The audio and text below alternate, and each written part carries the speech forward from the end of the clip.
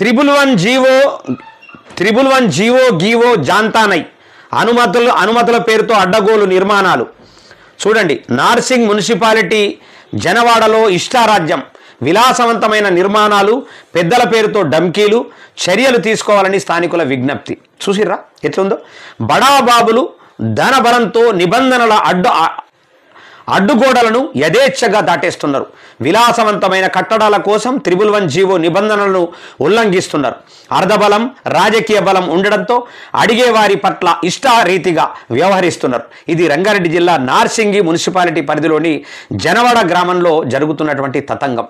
బడాబాబులు కొందరు నార్సింగి శంకర్పల్లి ప్రధాన రహదారిపై సుమారు 10 ఎకరాల స్థలంలో జీవో నెంబర్ 111 రూల్స్కు విరుద్ధంగా ఓ భారీ కన్వెన్షన్ హాలు నిర్మించారు. అలాగే సుమారు 20 విలాసవంతమైన కాలేజీలను నిర్మిస్తున్నారు. ఎప్పుడో ముగిసిన పంచాయతీ పాలకవర్గం అనుమతులు తీసుకున్నామని బుకాయించారు. జీవో 111 ఏం చెబుతుంది? నార్సింగ్ మున్సిపాలిటీ పరిధిలోని చాలా ప్రాంతం జీవో 111 పరిధిలో ఉంటుంది. హైదరాబాద్ నగరానికి తాగునీరు అందించేందుకు నిజాం పాలకుల కాలంలో జంట జలాశయాలు ఉస్మాన్ సాగర్, హిమాయత్ సాగర్ నిర్మించారు. చాలా ఏళ్ల వరకు ఈ జలాశయాలే భాగ్యనగరం తాగునీటి అవసరాలను తీర్చాయి. కాగా ఈ జలాశయాలను కబ్జా కాకుండా కాపాడుకునేందుకు 1996లో అప్పటి సర్కారు 111 జీవో తీసుకొచ్చింది. కలుషితం చేసేలా ఇక్కడ ఎలాంటి నిర్మాణాలు చేపట్టవద్దు, ఇక్కడ పంచాయతీ పర్మిషన్లు కూడా పనిచేయవు. ఈ జీవో కిందికి 84 గ్రామాలు వస్తాయి. పంట చేలకు పురుగు మందులను వాడకూడదు. ఇదంతా కూడా బయో కన్జర్వేషన్ జోన్గా నిర్దేశించారు. మరి ఇంత నిర్దేశించిన తర్వాత కూడా మరి వీళ్ళు చేస్తున్నటువంటి విధానాలు ఏంది? కొందరు తమ ఇష్టారాజ్యంగా వ్యవహరిస్తున్నారు.